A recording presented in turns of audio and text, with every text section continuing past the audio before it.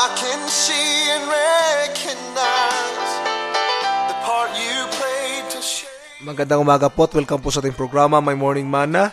Ang awitin po ninyo narinig is I Sure Miss You na inawit po ng The Crab Family.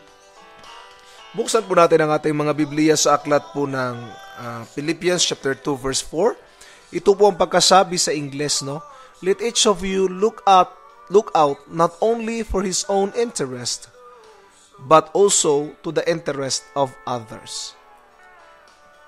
Church is not a social gathering, but it is an institution that contributes to social concerns. Pag sinabi pong iglesia ay hindi lang po yan religious institution.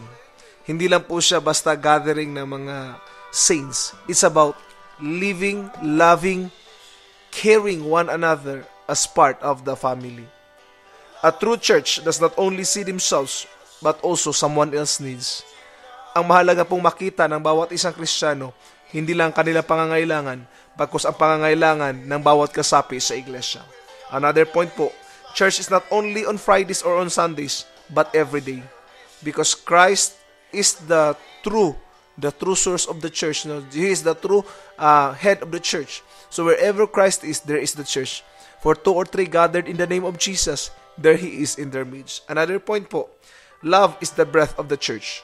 If we will just allow the love of God flow within our hearts, let us just allow the love of God to impart, no, in our heart, to make an impact na sa ganun ay matouch o mahipo natin ang buhay ng bawat isa. Church, to live in this world is a happy life, no? Especially in eternity. Last point po na gusto ko ibahagi, hope can be ignited by a spark of encouragement. If you can give encouragement to a brother during their time of distress, during their time na pakiramdam nila wala ng pag-asa, you are there. You are a child of God. You are the hope that they are longing for. At sana po makahanap tayo ng tao sa araw na ito na ating ma-encourage, na ating matulungan, na ating maabutan ng ating kamay upang maipabot natin ang pag-ibig ng Diyos sa kanila. God bless po at magandang umaga. He said we have conquered love.